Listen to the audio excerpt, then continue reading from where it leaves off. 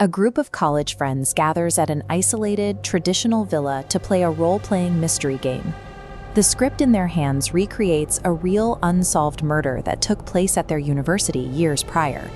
At the height of the evening, the host, a writer named Du Zining, breaks character. He points directly at his girlfriend, Hei Mai, and accuses her of being the actual killer from the campus case. The guests assume they are witnessing a desperate viral marketing stunt. Du's literary career is failing, and a public, high-stakes confrontation is exactly the kind of drama that sells books. That assumption is precisely what Hei Mai and Du Zining rely on. While Hei Mai did commit the original crime, this public accusation is the first stage of a coordinated defense they built together. Getting away with murder requires more than just hiding physical evidence. It requires controlling the psychological environment of every witness in the room.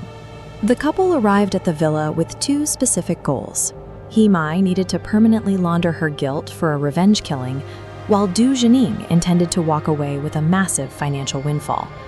Du curated his guest list with the precision of a casting director.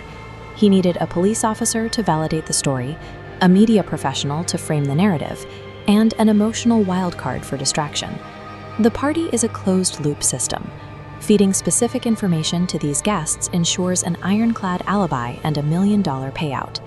To secure the alibi, they lean on Li Meng. As a police officer, his presence provides the room with a sense of official oversight. When Du makes his accusation, Hei Mai doesn't retreat.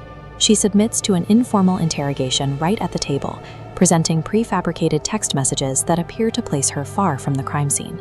Validating an alibi in front of a police officer in a social setting bypasses the forensic scrutiny of a precinct. The officer becomes a witness for the defense before a formal investigation even begins.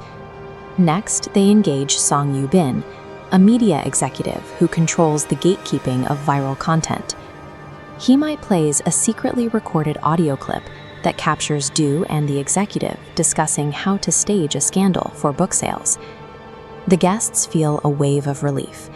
A cynical marketing ploy is a manageable social offense that people find easy to understand.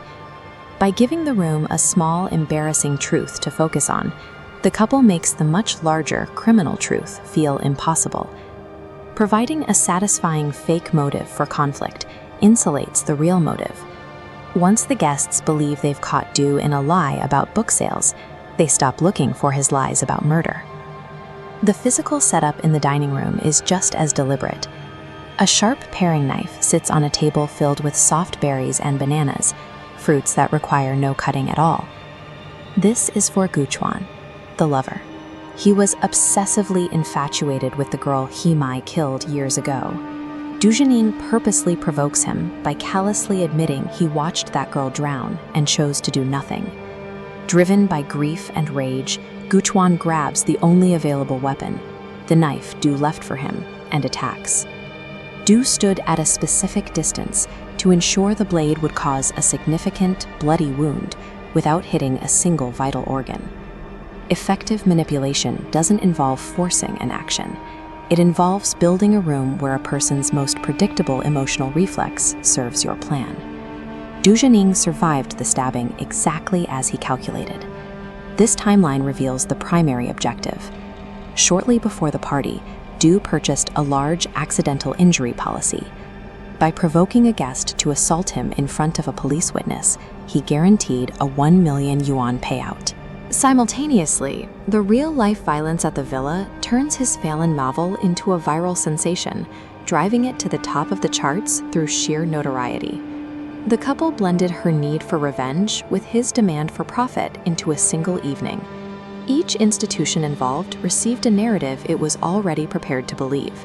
The police saw a self-defense case, the public saw a viral drama, and insurance saw standard assault claims. No one questioned the underlying truth, because the couple provided a set of facts that satisfied everyone's expectations. In this case, the power didn't belong to the person with the knife. It belonged to the person who wrote the script.